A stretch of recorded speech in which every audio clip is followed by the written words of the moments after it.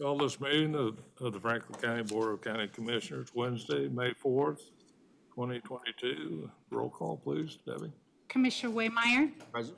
Commissioner Harris. Present. Commissioner Dickinson. Present. Commissioner Stottlemyre. Present. Chair Dunn. Present. Please join me for the Pledge of Allegiance. Stay standing for dedication. United States of America, and to the republic for which it stands, one nation, under God, indivisible, with liberty and justice for all. Good morning. I'm Chaplain Brian from Advent Health. Proverbs 8:15 says, "By me kings reign and rulers issue decrees that are just.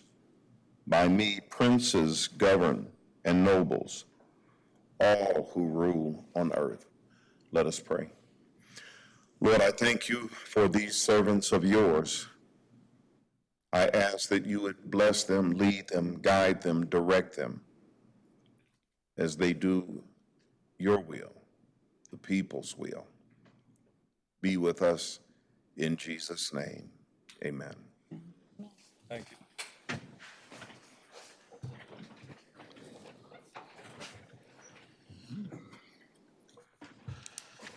Correspondence, Derek? Yeah, we've got Teresia Templeton here from ECAN, and we've got a proclamation this morning. So do you want to come up at all?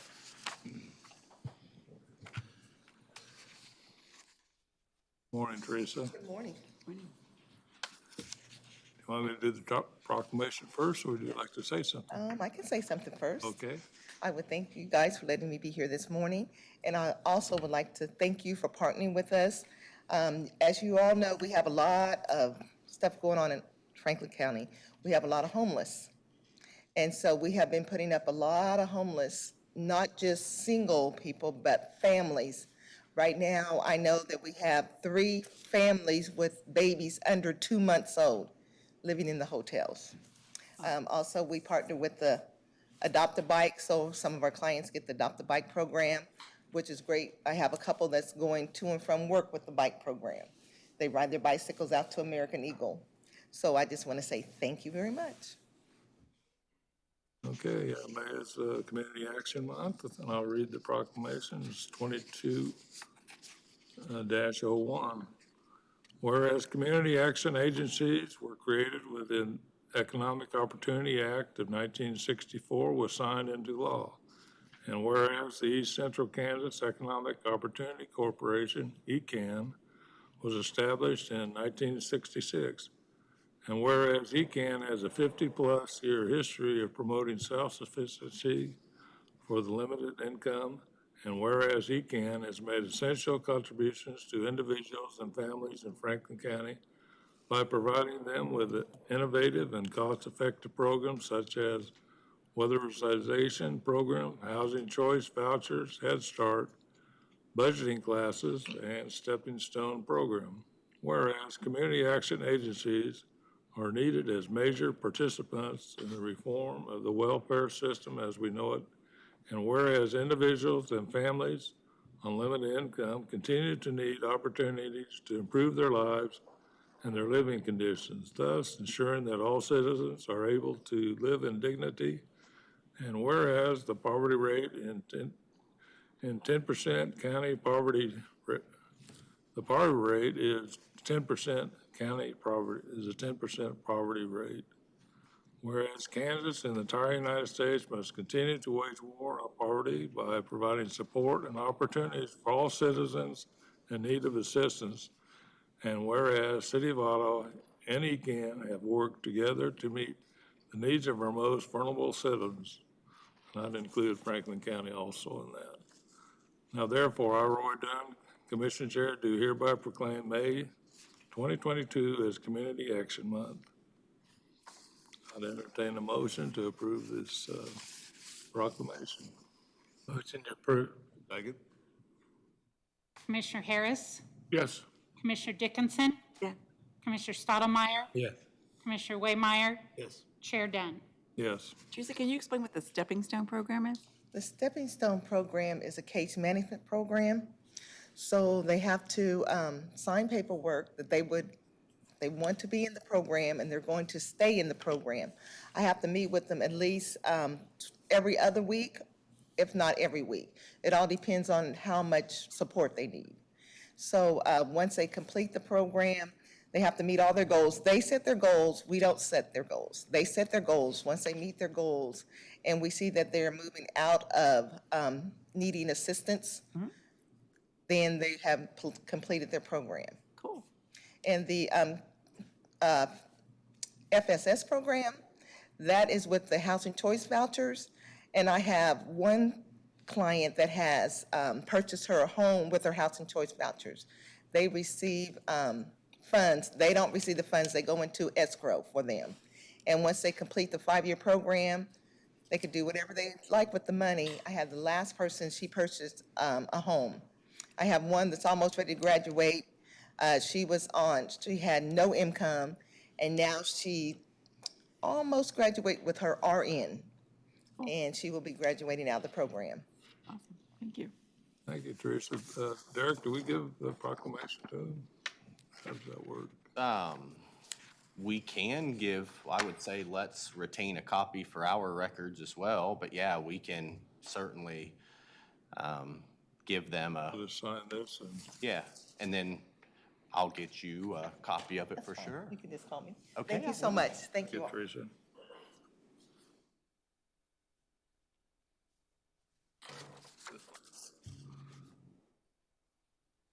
Any public comment? Yes, we do. Okay. We have Norman Woogie. Okay, if citizens desiring to speak on an item not on the agenda may do so at this time. Discussion is limited to 5 minutes, and the commission will not take action or discuss items at this time. Discussion should be limited to matters of county commission business, and public comment is not permitted in regard to personnel matters or on pending legal matters. Items introduced under public comment may become agenda items at a later date. Harlan?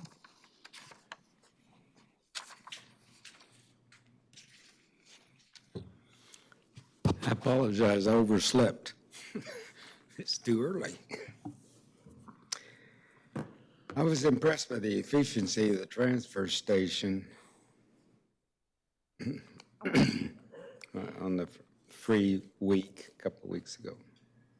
I'm a strong supporter of recycling and using products even from it. The people there were helpful and at the friendly, and I couldn't believe it. It was all good. Fact is, I took 2 trips there. But there are some improvements I think that can be made. I was a pain in the neck probably at work, same way. The place where the bad tires are stacked is kind of on a hill, and they throw them out, and then some of them roll down the hill. And they stack them up. Maybe instead of charging by the tire, maybe by the weight would be better, because some of the smaller tires are more plies and a lot heavier. If it was moved closer to the scale, it would be an improvement, I think, closer out. The used tires could be sorted by the people that bring them in. And the ones that are stacked sometimes are, and I go there and get tires sometimes. Also dump some tires there. But I usually go to the RV places because they take tires off if they're weather checked or dates bad on them. Those people really worked hard. And some of my stuff that I took was pretty heavy. It seems like with today, if they had a track hole with a clamshell on it, they could pick that stuff up. And because they worked hard and lifted I also think that a small fee should be charged. And maybe kind of with that collection that the people that work there, it's not a nice job. There could be a drawing or something where somebody could win something, that'd give them kind of an incentive. If also the other thing that I think could be improved on the quality of the way the place is run is that glass and plastic and other recyclables could be sorted out there. I know in town there they have the recycling place, but it would be nice if people come there and, you know, glasses, there's a lot of things that are recyclable. They'd sort that in, and plus it would help keep the landfills not so. We have an incinerator at home, and then the ashes are put on the garden, and I can't imagine us stacking that stuff up. And it's going to degrade, and it's going to turn into a gas, and that doesn't sound good either. If it was burned carefully, they've got scrubbers and all kinds of things, but anyway, you guys probably had a good time at that thing at Salina. I'm not really in favor of that. With all the technology and the computers and everything, you can watch that. And you just had your party a couple of weeks ago at the retreat. And we need to be careful on the spending. It's added expense. But that also qualifies the other departments that are voted on, that they have their time away, and I said, this is a good time. Check your computers. You can, and even, you know, everybody can be there and discuss stuff openly. But anyway, 1 minute. thank you for your time. Thank you. Any other public comment? That was it. Okay. Consent agenda now, we have several items here. Consider approved claim vouchers in the amount of $237,544.56. Tax change orders in the amount of $716.92. Consider and approve Franklin County Commission meeting minutes for April 20th, 2022. Consider and approve Franklin County Commission study session minutes for May 2nd, 2022. Consider and approve payroll for the pay period of March 21st, 2022 to April 20th, 2022, $1,166,435.11. And consider and approve special payroll for the pay period of May 2nd, 2022, $1,688.22. I have a motion to approve the consent agenda. So moved.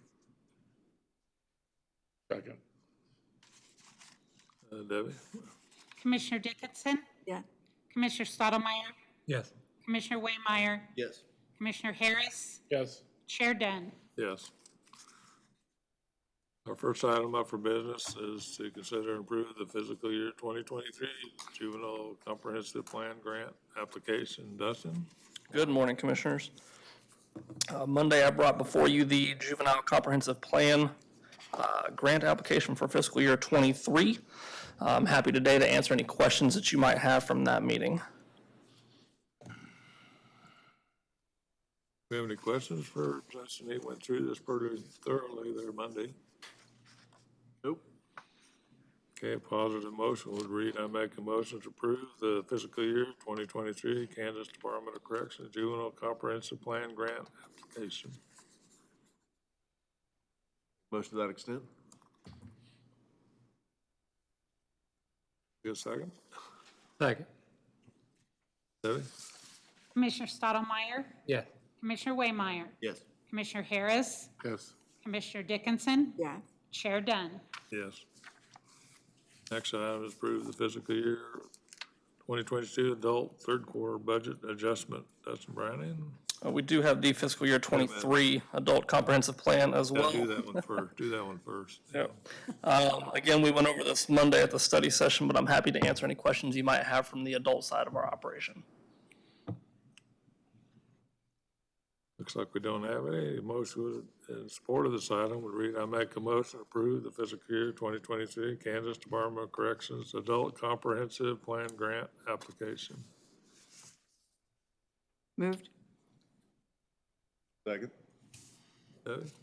Commissioner Waymire, Yes. Commissioner Harris, Yes. Commissioner Dickinson, Commissioner Stottlemyre, Yes. Chair Dunn. Yes. Next item is approve the 2022 adult third quarter budget adjustment. Yes, for the third quarter of fiscal year 22, we need to adjust our adult budget by a total of $8,019.30. Funds are being moved from surplus in specific line items to cover shortfalls in others. If you'll look on the budget adjustment, it's just 4 categories that we need to adjust, and since the total is over $5,000, we need to have this approved by both the commission and our advisory board as well. I'm happy to answer any questions on that as well. Questions? No question, but a statement. I think you give a very good presentation just for the public to know. We spent a lot of time, and you spent a lot of time explaining to us on Monday, all these, so we've already asked the questions, and you're just bringing it back for the vote, so I'll make a motion to approve. I'm surprised your gas line item is not one of the ones that, and also I wondered about your budget because you're using 2021 numbers for your budget for 2023, and that might not be enough, but. Correct. So we'll probably have some more of these budget adjustments in the next fiscal year as well. Yeah, Okay, the motion is. I would second the motion. Has been second, was to Oh, I think it was already seconded. approve the adult third quarter budget adjustment. Commissioner Harris, Yes. Commissioner Dickinson, Yes. Commissioner Stottlemyre, Yes. Commissioner Waymire, Yes. Chair Dunn. Yes, Thank you, Commissioners. thank you, Dustin. Okay, Brenda, we're going to discuss the county wellness program and consider approval of additional qualifying activities. Brenda Fitzmeyer, Director of Public Health. Good morning, Brenda. Good morning, good morning. Thank you so much, Commissioners, for your time this morning. Beside you, you should have a little wellness card. I know it was in the packet, but I thought I'd show you the real deal, kind of thing. Again, we appreciate you allowing us to come today. And the county wellness program already has approved 8 hours off per year for if you qualify for the events. So what the current wellness program would like to propose is that we just add additional qualifying activities. And on your card, it would be number 6 through number 9 would be the additional activities.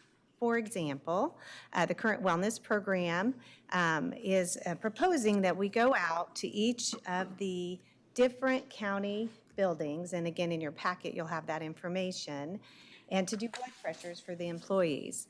We'll take a nurse from the health department, and then either myself or one of the wellness committee members to help employees to improve their health. Check their blood pressure, get their questions answered about Health Quest, just kind of a one-on-one, and again, go out every month to help improve their health with that. So that's one of the ideas. The other one is we received a grant through the health department, and we'd like to propose that we go ahead and use that grant money for Smart Dollar, which is a financial wellness program through Dave Ramsey, and that again gives an opportunity for the employees to maybe get out of debt, learn how to save for retirement. And we know that if you are in debt, that can be very stressful. So again, just learn key ways to help improve your financial needs, which will also help improve your health as well. The other one, if approved, we'd like to propose to have a community blood drive right here in the commission chambers to give our employees the opportunity to give back to the community.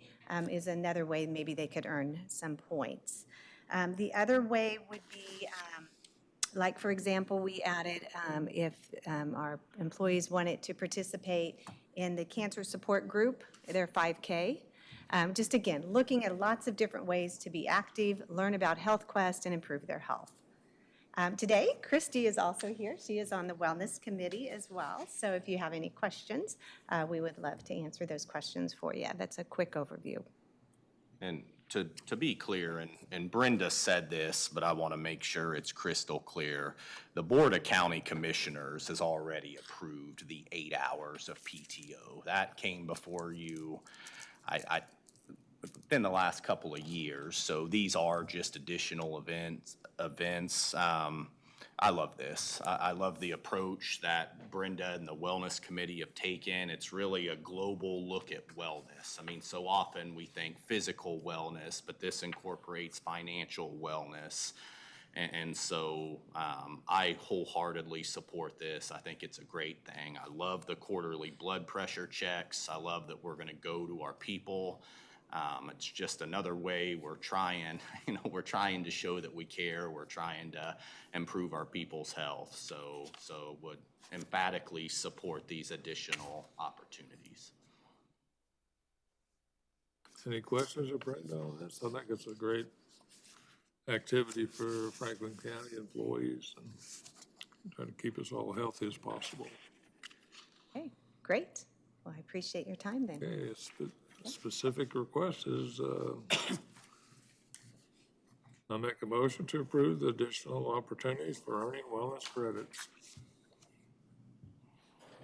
Motion approved. Second? Commissioner Dickinson, Yeah. Commissioner Stottlemyre, Yes. Commissioner Waymire, Yes. Commissioner Harris, Yes. Chair Dunn. Yes. Thank you, Brenda. I love that you did the walking routes. No matter where you work, there's a walking route for you. Right. And Chelsea Meacham did that. Isn't that very creative? That's right. She basically set up a walking route in all the different county areas. So, yep, so maybe over your lunch or right after work, just another way to try to be active. Even 5-10 minutes can make a big difference. So, yeah. All right, thank you. If you have other questions, please let me know. I have one question on vaccinations. Are you getting the second booster now? Yes, sir, we are. In fact, we have another booster clinic on May 10th. It is almost full, but we have about 15 spots left. And then we have an additional booster clinic set up already for May 25th. Plus, our nurses are fabulous. They're going out in the community and offering it when we're asked, like at Sunflower and things like that. But yes, you can definitely call the health department, 229-3530. We'd love to get you in for a booster. And then this has nothing to do with this, but since we no longer have the trailer for our, what is the process then to get? You bet. They still call the health department, and we just find them in the parking lot. Oh, okay. And so we kind of like Ottawa Family Physicians, so. Awesome. What we found is we're no longer doing the volume. Oh, we're to justify like 1 or 2 a day. I can absolutely see that, but you don't want people walking in if you think they have COVID, so I wondered how you were going to do Yeah, that. So yeah, that's and awesome. many days we have no calls. And of course, we offer the home kits as well. So, but for the few that want the PCR, so, yeah, you very, call very, very low numbers, so. You call in for an appointment and they come out to your car and they give you a shot there and then you sit there for a while. No, and That's, That's for the testing. That's yeah, just for the test. that's just for the testing. The other one, you have to come in, we get to monitor you for 15 minutes. Usually we do that also in this room. Okay, Yep. that's straight. The trailer was primarily used for testing, but since we've transitioned to providing home test kits, we don't see the volume. Vaccines, we've always tried to do primarily through clinics. Okay. Well, I think it's wonderful to have that opportunity here and also to do the blood drive here. So Great. I guess you can set it up whenever you need. Okay, well, thank you for that. I appreciate it. think there's a worldwide shortage of blood right now, with whatever's going on. Absolutely, and I know if it's, just around the corner, well, I think people will be able to do it, again, when they can get away from work for just a few minutes, even over their lunch, because usually we start at noon. So, Thank you, great. Brenda. All right. Coming in there, while you have her, I think you've asked, but any more COVID-related questions? Love to answer them if I can. we would like. Got a COVID question? Or just health department generally. She's up here, you don't see her a bunch. I just want to make sure you, Well, I know Erin Laurie's leaving here at the end of the month, and we appreciate everything she's done for the health Absolutely. department with her dietitian experience and Yes. the WIC program and all that. We Absolutely. very appreciate the work she's done. Yep, she's an amazing lady, and definitely that's why we'll have a little, celebration for her and in her new opportunity. So she will stay on a few hours a month, which is kind of great to see too. Yeah. So, but I agree, Erin does a fabulous job. Want to recognize her and thank her for her hard work for the last 7 years. So, We just appreciate the last 2 years the health department oh has yeah, really been under stress and under the gun to help get us through the COVID, and thank, did an outstanding everybody job. thank you for us. Yes, I will, definitely, will do. Okay. Anything else? Any other questions, Brian? Okay, thanks, Brenda. thank you. Thank you. Okay, we're going to consider approving auto family physicians remodel plan. Brandon?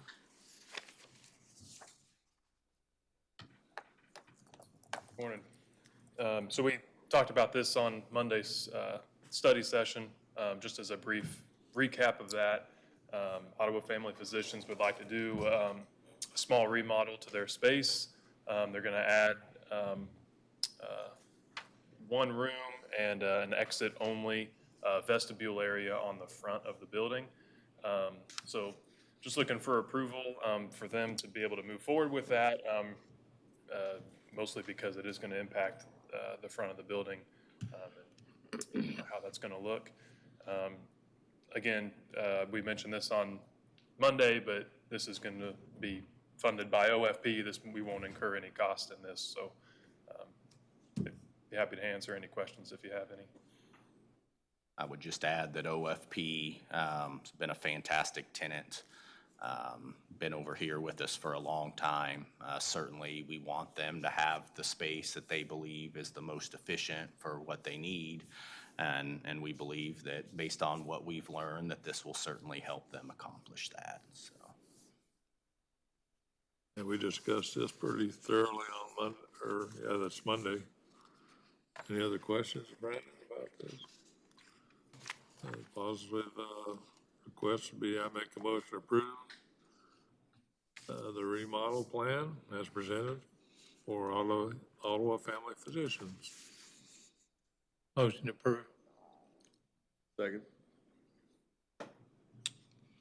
Commissioner Stottlemyre, Yes. Commissioner Waymire, Yes. Commissioner Harris, Yes. Commissioner Dickinson, Yeah. Chair Dunn. Yes. Thank you, Brandon.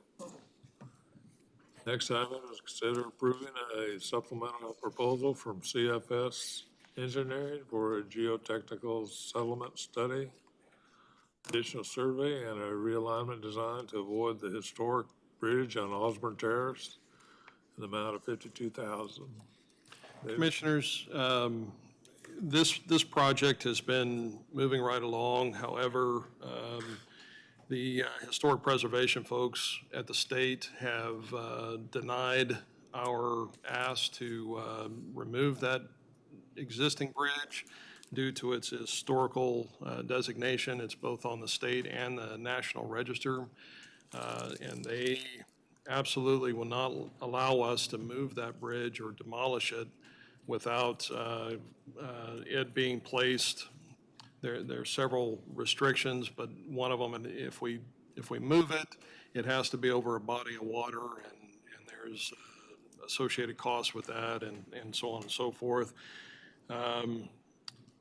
And so essentially, there isn't a viable plan to move that bridge anywhere, which is going to require us to leave that historical bridge right where it sits today and construct a new bridge on the north side of it. As much as that's not what our engineers would like to do, or I would like to do, or even KDOT would like to do, that's the choice that we're left with. And so in order to do that and meet the timeframe that we're under to be able to be on the October letting for this year, which is the funding cycle that we're in for the off-system bridge program, we need to move forward with some redesign. Most of that redesign is going to be associated with we're going to have some S-curves coming into the bridge and out of the bridge that we don't currently have. So they have to design those, and they need time to do that and collect the additional survey information that they need and those sorts of things. So we have to have an approved set of plans and land acquisition by the 1st of July in order to stay in this funding cycle with KDOT through this program. We think that we can meet that. The engineers are prepared to begin immediately to collect the survey and the geotech information that they need for this. And once they have the construction limits, we'll be able to immediately go and try to negotiate land acquisition for that. In a worst-case scenario, if we're not able to meet the 1st of July timeline, I have visited with KDOT, and their suggestion is, once we get to that point, that we essentially withdraw from the program for this year, and then reapply for funding next year. From an expense standpoint, the costs that we have incurred today are going to be needed regardless of whether we do it this year or next year or the year after. These are expenses that we're going to have to expend in order to get this bridge replaced. It's not, again, it's not ideal, but the historical designation on that really ties our hands to what we can do. There is no give from that department and those folks on these sorts of things. And so we need a new bridge there. It's too narrow. It's a fracture critical bridge. Lots of things that point to the fact that we need to get it replaced. And so I think that this is the best alternative that we have to do that. And of course, I'll continue to look for ideas to maybe get rid of that bridge, but it's highly unlikely that, anybody's going to want to come and take it from us and put it up someplace else. The costs associated with that are fairly high.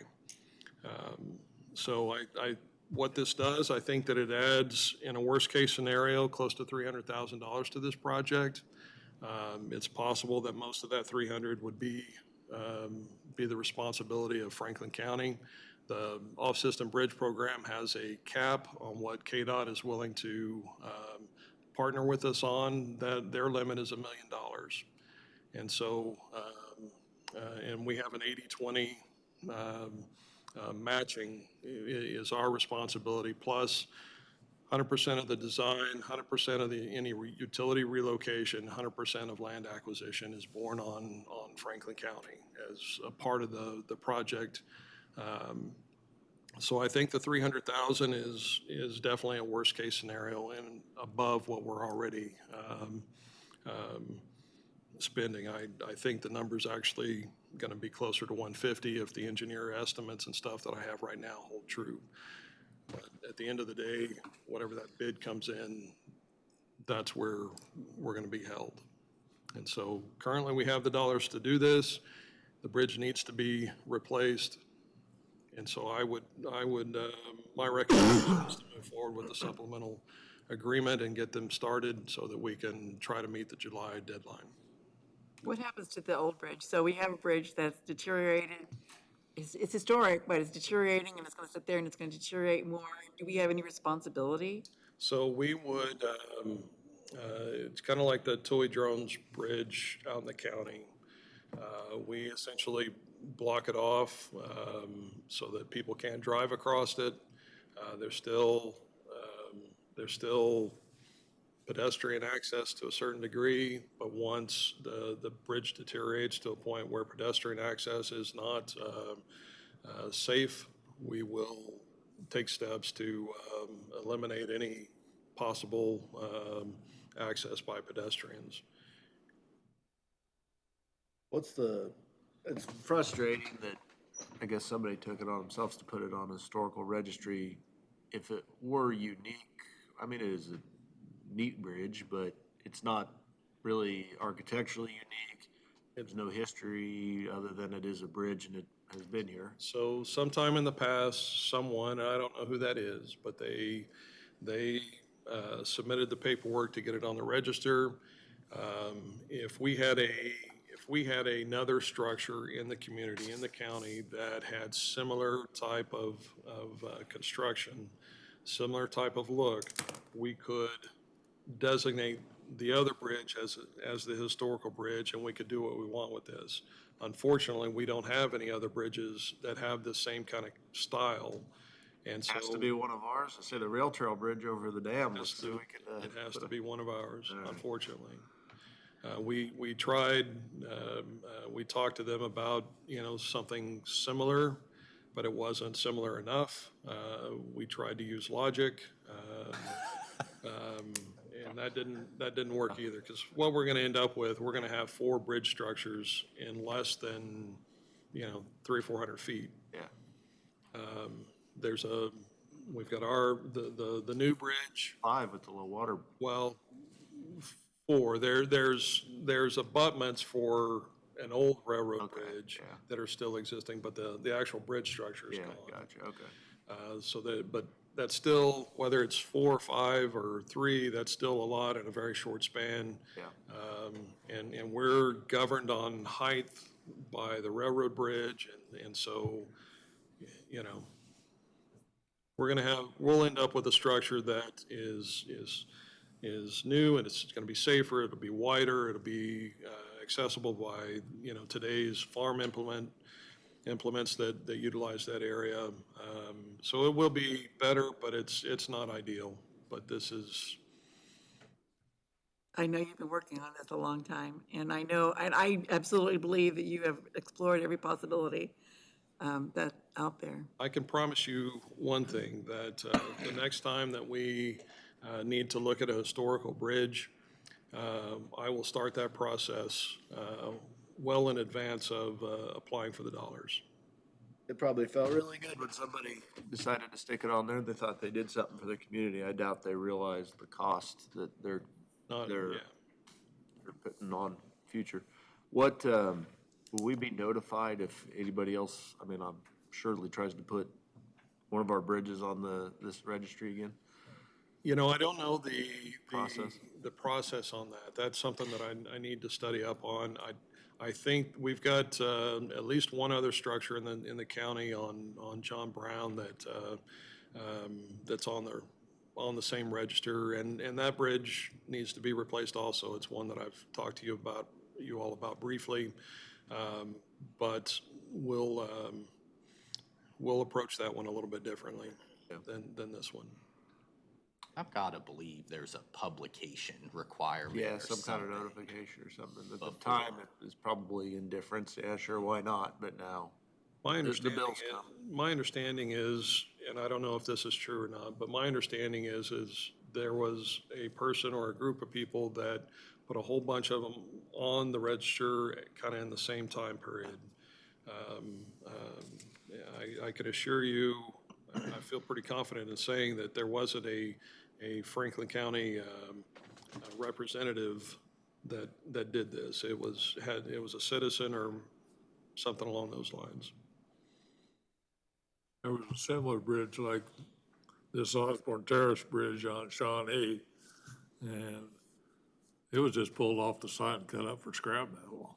So it might have been historical one time, it might have been shifted to the Osborne Terrace Bridge, I don't know, but anyway, it's what it is, so. Any other discussion about this? As a motion be, I make a motion to approve a supplemental proposal from CF Engineering for a geotechnical settlement study, additional survey, and a realignment design to avoid the historical bridge on the Osborne Terrace in the amount of $52,000. So move. Second. Ready? Commissioner Waymire, Yes. Commissioner Harris, Yes. Commissioner Dickinson, Yeah. Commissioner Stottlemyre, Yes. Chair Dunn. Yes.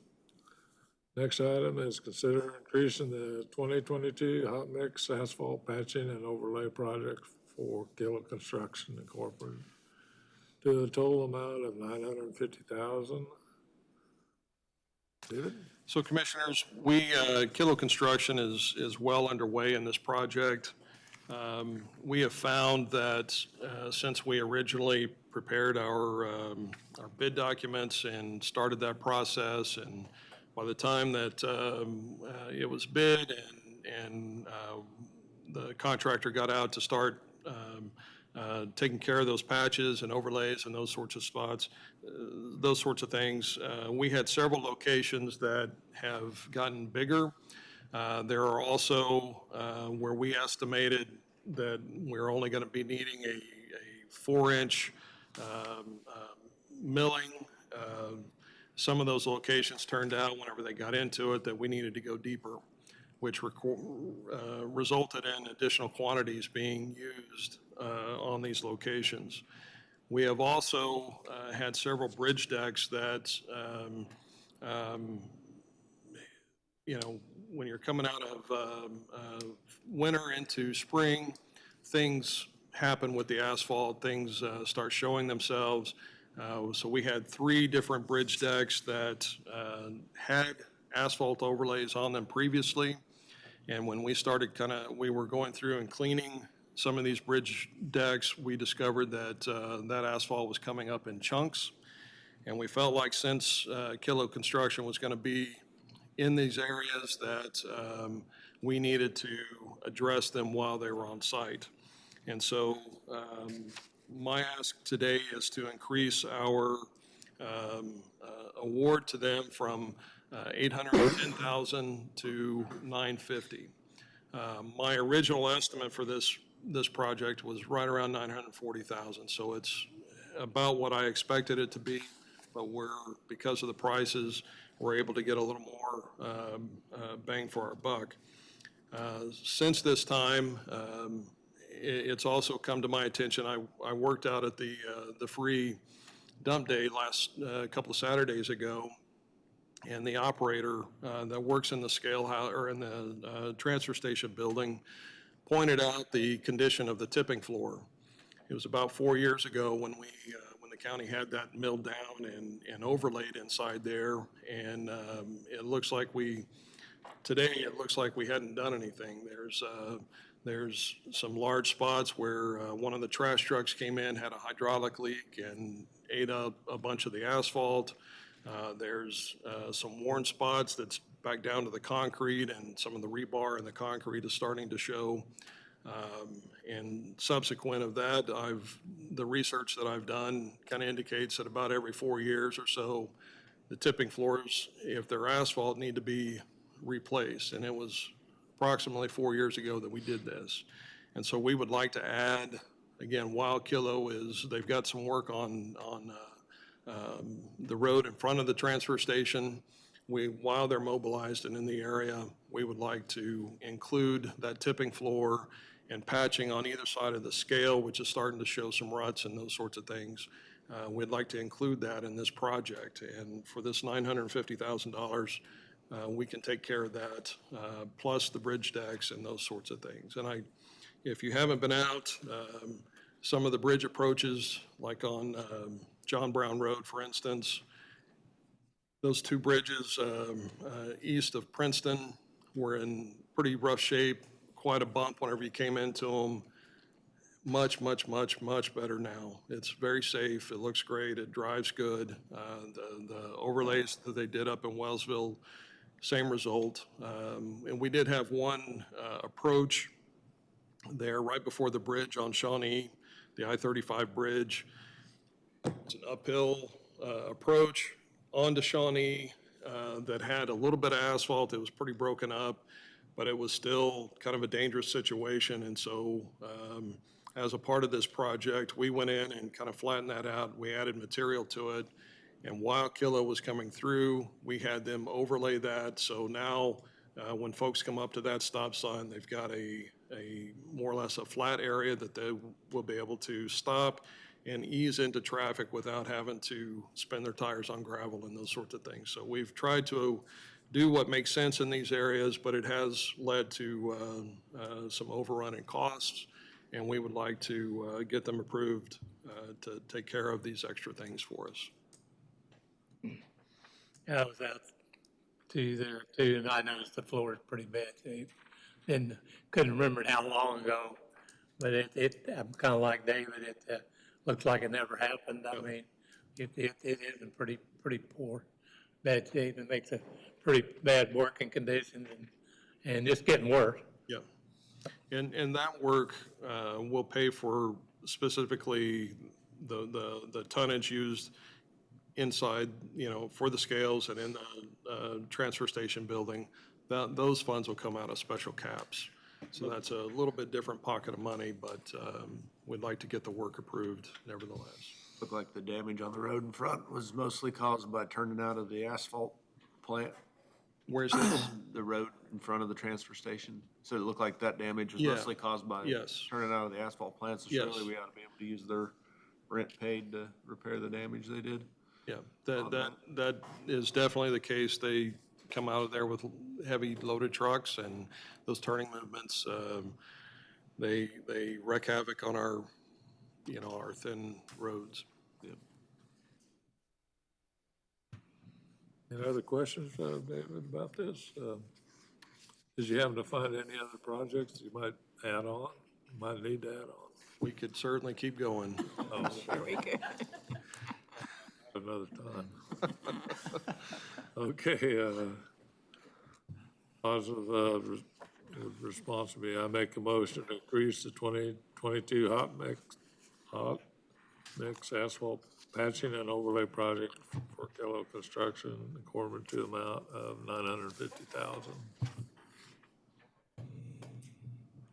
Motion to approve. Second.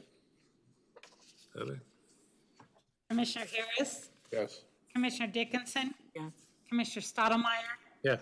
Commissioner Waymire, Yes. Chair Dunn. Yes. Staff reports, Derek? Yeah, thanks, Roy. Just real quick, been spending a lot of time on the '23 budget. As the five of you know, we've kind of discussed some fairly ambitious plans in terms of what we want to do and attempting to get wages for our employees to a better spot. I think doing that involves, and we do this every year, to be very clear, but taking a very hard look at our budget, trying to squeeze as much efficiency out of it as we can, looking at the services we provide, asking, are these essential? Is it something that, we would be better off doing something different? And so that is very much happening right now. I've had numerous conversations with members of the leadership team about how their departments are organized, and thus far it's been, I would say, incredibly productive. I don't want to get into the specifics of this because I haven't made an announcement to my leadership team, but we continue to experience turnover at all levels of our government. And so, retention's just something that we're going to battle. But with that comes the opportunity to take a look at how we do things and where we get value, how we may be able to do things differently. And so certainly having conversations about that as well. But pleased with where we're at in that process. I think a lot more work needs to be done, but I think I think we'll be able to find some efficiency again this year. I think that's really all I have, Roy. Thank you. Okay, thank you. Christian, do you have anything for us? Yeah, one thing that came out of our meeting out of Salina was EMS reimbursements are supposed to be up 156%. Are you getting better reimbursements? Okay, thank you. Brenda, Dustin, Pat.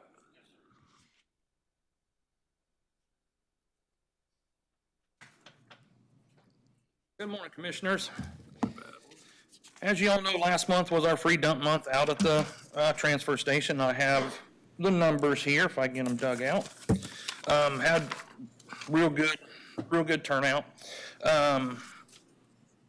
Of course, the first 3 weeks we did the city of Ottawa and all the communities. We had 8 different communities and with a total of 76 loads for a total of 182.48 tons. And that turns around, we donated to these little communities $7,481.68 worth of dumping fees. So, they range anywhere from 3 loads up to 38 loads from the different communities. So some of them took good advantage of it, and some, apparently they're doing good too. So, first off, after that, then we had our free dump weekend out there at the end of April. Like to thank all 4 of the employees out there. That's April, as one of them put it to me, April is if they're in retail, April is their December. Where, because everybody doesn't like December if you work retail because of Christmas and the holidays. So April is their retail month out there, and really like to thank them for that. Also, City of Ottawa, they sent 5 people out to work both Friday and Saturday from 2 different departments. That was a world of help for us also. Then they had some public works employees also come out from Road and Bridge. They came down and helped us. Then, like I say, David was there Saturday, and I was out there both days, Friday and Saturday. Best guesstimation, of course, because we don't scale them in and out. It wouldn't work. But I'm approximating we had over 200 vehicles out of those 2 days. There was about 85 on Friday, and it was a little slower. I could keep a little better track. And we had at least that many again, if not more, in that 4.5 hours on Saturday. It was real steady on Saturday. So, but like I said, I'd just like to thank everybody that came out and participated, and all the extra help we got from Ottawa and Road and Bridge, and then of course the employees out there already. So, any other questions? Not a question, but I know this is added work, but do you have a breakdown of the different towns? And I do, and I can send I'd those like out to to you. have that if I You can. betcha. Thank you. Yep. I'll send all of you a copy of it. That's not a problem at all. Thank you. You bet. I went to the Princeton meeting on Monday, and they do appreciate this, but they had a couple of ideas. I was like, they would love to see the free dump to AB before theirs, because they feel like they get a lot of people Yes. that descend on them, and Yes. they're like, don't even put our name out Yeah. there, because they see cars coming from Lynn County and whatever, and people still dump tires even though it says don't, Yes. or things they're not supposed to. So, Exactly. But And anyway. like City of Ottawa, they had 4, I don't know if they're refrigerators, freezer, 4 Freon units show up overnight. We went in and took them and, just charged the city a lesser rate than the average person would have gotten. But, we still went in and took them. But, you don't know they're in there till they come off the roll off, because they just toss them up and in, and, that's where the City of Ottawa, they monitored all their boxes. And as far as these little towns go, I feel they're paying too, but in years past where these boxes haven't been out in those little communities, it was total chaos out at the transfer station on those 2 days. Oh. So you get all these little communities and they get their stuff taken care of. You don't have a mob line coming out at you. When I was here previously, and I was working out there, it was, I worked the free dump, and it was from the scale house all the way to the road, and 15 or 20 cars on the road waiting to come in, and we'd been open for a while, but there were no roll-off boxes in those little communities at that time. So, it's, 6 of one, half dozen the other, who wants the mob? And if they got out of county people, they'll just have to figure some way to monitor it. Because I was out there being the traffic cop, and okay, you're out of town, you go weigh in, and well, you're Franklin County resident, and I asked for IDs out there. So, because a lot of people, they borrow brother's truck or whatever out of county plates. I asked for IDs. So, and and some of them, they couldn't. So I made them scale in, and a couple of people were upset, but I'm sorry. I just doing my job. So I'll vouch for that. He asked for mine. What's that? For my idea. I did. He looked pretty sketchy, so you bet I did. I noticed out of Pomona, they had a person out there monitoring Good, what was going in their dumpsters. good, good. Yeah, Like before, they got a bunch of stuff from Osage City, or Osage County or Mm-hmm. I can see something like that, that. yeah. I They can had see a that. person there monitoring what they were dumping. Good. Appreciate it. You betcha. All the work out there. and Sure, yeah, they, like I say, they're glad the calendar turned to May, Yeah, so, yep. and we're glad all of that stuff does not end up on our county roads. That's exactly right. That's exactly what we're right. doing, yeah. Yep, very true, very true. Yeah, I'll zip a copy over to all those numbers for y'all, and we'll go from there then. So, Thank you, all right, Pat. you bet, thank for that you. report. Dustin, you have anything? Yeah. Okay. David, you have? I too would like to thank all the landfill staff. You know, those folks work in less than desirable conditions every day. They do it with dedication and do a great job for us every day. The Road and Bridge folks that came over really made a big difference as well. The 5 City of Ottawa employees, that was huge for us. So we had quite a large contingency of folks. It helped get the vehicles through the process much quicker because we were able to unload quick. In the time I was out there on Saturday, I don't think anybody had over about a 5 or 10 minute wait at most, and most folks were able to pull right in. If they had to wait, it was usually because we were in the process of loading the trailers with the material. So I thought it went very good, and again, thank you to all those that came out and helped us. And I sympathize with the communities, but if having those dump days keeps one load of trash off of our county right-of-ways, I think it's certainly worth the effort. Transition into some of the things that the Road and Bridge Department has done over the last several weeks. We've repaired or installed 10 entrances and got a whole slew of additional ones to work on.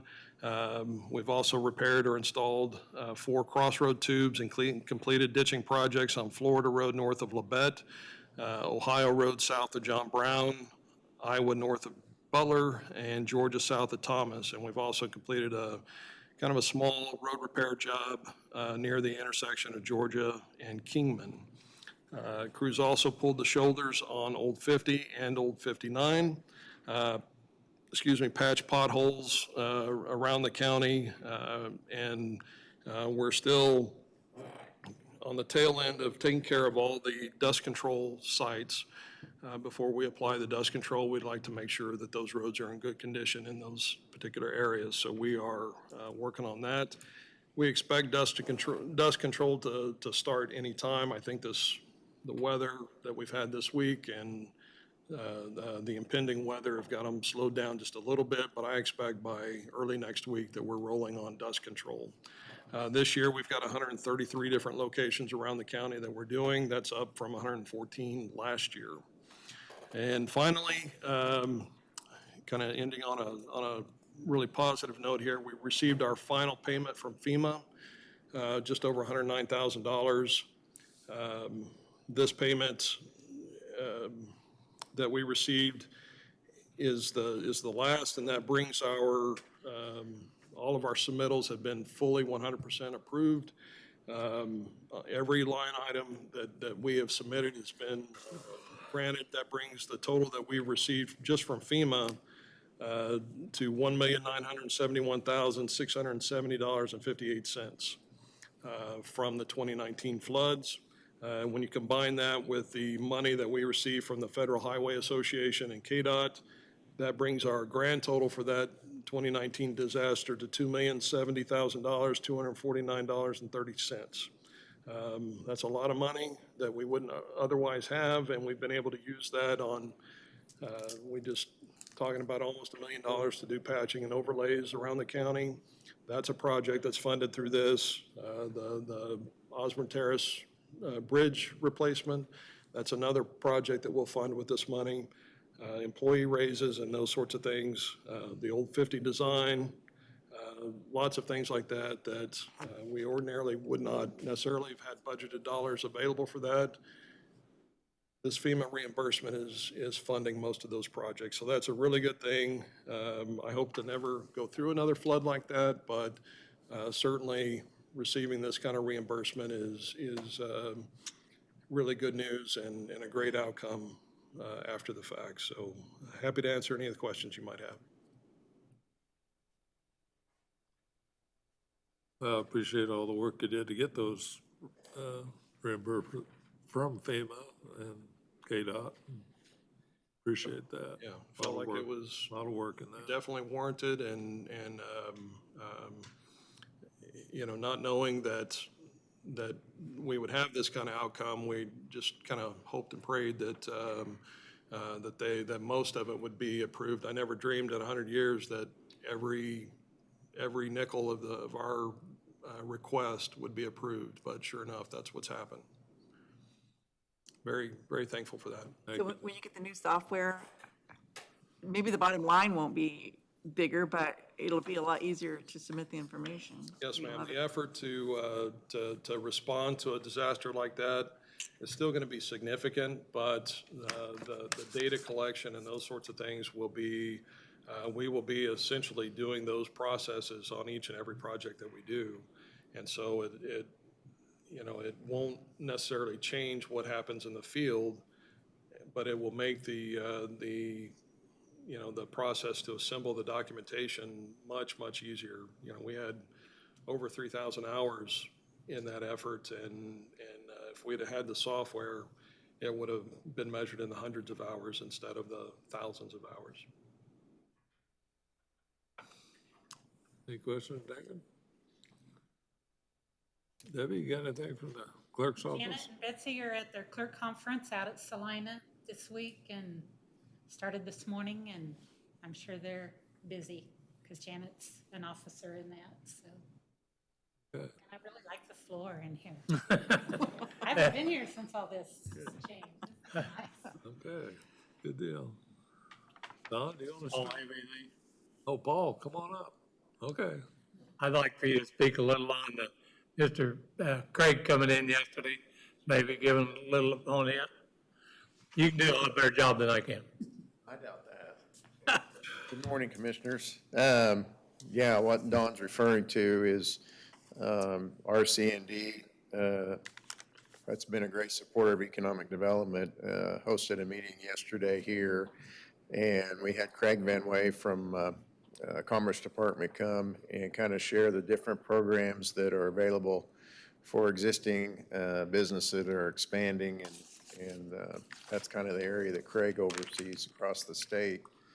And so there's a lot of good programs that the state provides that we can utilize those. So it's great information for us to know about it, and for economic development folks to be informed on that. So it's a great opportunity to hear Craig give an update. There's a lot of new stuff that the legislature's passed, and so we're working to kind of get up to speed on that.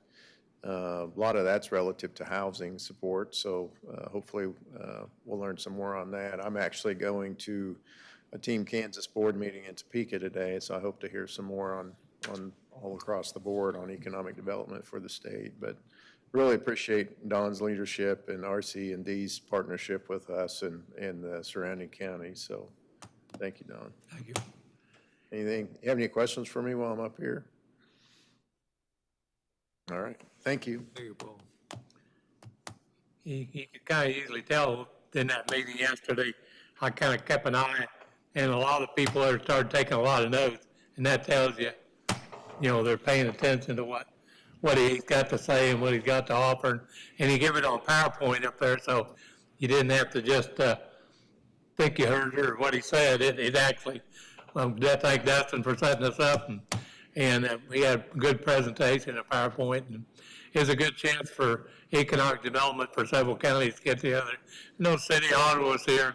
I noticed our lady was taking a lot of notes, you know, during the conversation. And we had Steve Layton, which is now that runs the new bank out here that there, and he kind of told me that they are getting ready to redo that building out there and going to move their bank into there. So that's a good thing for the community also. That's mainly what topic was on our meeting yesterday. We had a regular board meeting, but that was the main thing. We have Craig in here and give him the opportunity for everybody together. I think we had like 22 people there from 6 different counties. Went to Rantoul meeting the other night. They're proceeding with raising quite a bit of money to redo their parks down there and bathrooms and fencing and all. They've come up with a program. They're taking in some pretty good money to build that funds up that went away over the years. Most of their meeting was over a vacation of an alley. It's been going on for 3 or 4 years. The alley goes right through a piece of guy's property, and he's wanting to join them all together as one. And so it's been a long process to get it all done. Codes Court, they're a gentleman that takes care of their Codes Court projects down there. They still haven't had one property go to Codes Court. They've all been worked on or in the process of being fixed, so that's a good sign. Roy and I went out to Salina last week. There was over 100 people there for commissioners and so forth, and got a lot out of it. But just like I always say, we get a lot out of just sitting around with the round table and talking to other commissioners. What's happening in your county? What are you dealing with? And one subject that came up was juvenile detention. A couple of counties out there don't have any place to send their kids, so I give them the name of our facility out here, and would be a good place to contact, at least to find out the details and what they'd have to do. And so that was kind of an interesting conversation. So, and we're going to tomorrow. Dave and I and Pat be going down to the annual Solid Waste Authority meeting in Garnett. So that's all I got. Oh, yeah, you wanna? Yeah, at our conference, and we really did get a lot of information, a lot of good information. We started with the legislative update on what's going on in Topeka that's going to affect us as counties. We had a session on wind and solar energy. We had a session on misinformation, and not just vaccine misinformation, but almost anything that we deal with, taxes and property values and general communications, elections, all of those things. There's misinformation that gets out there, especially on social media. We decided that if we didn't have social media or the internet, our jobs would be a heck of a lot easier, but it is something that we all have to deal with. We had a really good session on cybersecurity. What counties really, it's important that our information does not get out there. We had a session on more efficient tax foreclosure sales. We had a session on recruiting and retaining employees.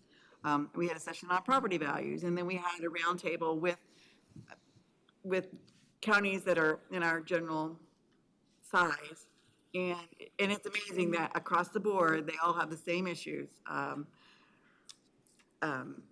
Housing and workforce issues and employee retention and childcare, all of those things across the board, everybody's dealing with. So it really was a good session to get out there.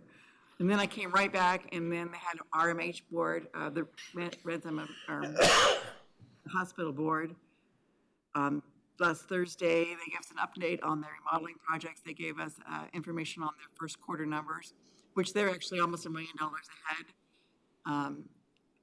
When somebody gets hospitalized for COVID, they actually get more money back, so it's a good thing for the hospital as far as money, but they didn't have anybody in the hospital the whole month of March, which is great. That means, but then again in April, they did have some COVID hospitalizations. If you are a NASCAR fan, the May 15th NASCAR race at the Kansas Speedway is going to be the Advent Health. That's the name on the race. And Clay Chastain, who just won the race not this weekend, the weekend before, is their driver, and he's going to be in Ottawa on the 13th, on Friday the 13th. And so if you are interested, I think it's from like 11:30 to 1:30. They're going to have a meet and greet, not a meet and greet, but he's going to be there. He's going to answer some questions. And his car is going to be there. So if you're a NASCAR fan, that'd be the 13th, Friday the 13th.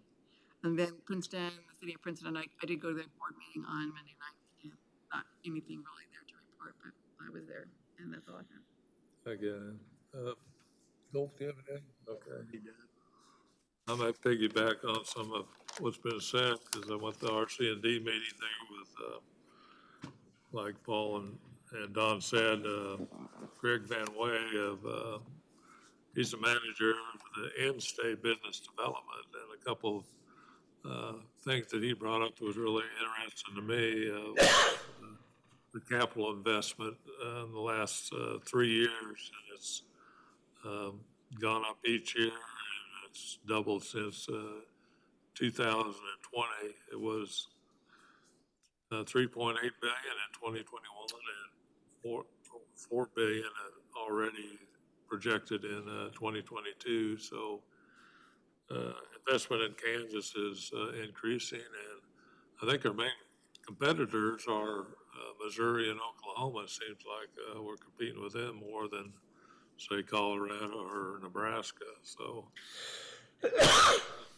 one thing I got, and I realized then that tourism's now under the Department of Commerce now instead of Park and Recreation. That was another change that I didn't know about before. So it was a good presentation at the RC&D meeting, and there was a lot more I could say about it, but anyway, that's some of the highlights I took out of it. Like our meeting out in Salina, like Don and I had said, they went through a lot of subjects and from taxation, and we had a real good presentation. It wasn't a PowerPoint. I mean, we didn't have the PowerPoint paper, but we had to watch it on the screens. And a lot of it was pretty interesting how they do property taxes. They have kind of a rolling eight-year basis for doing property taxes and how they value things. So it's an ongoing process, and they kind of went through that quite a bit. Like I had said, they covered a whole lot of subjects from health to food tax discussion right now, and health department funding and tax relief and broadband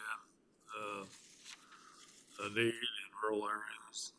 So it was a pretty comprehensive couple of days out there in Salina. So it was a pretty fruitful conference for us. I don't have anything else. Anybody else have anything for the betterment of the county? If not, I may have a motion to adjourn. So moved. Thank you. Adjourn. Thank you all for coming.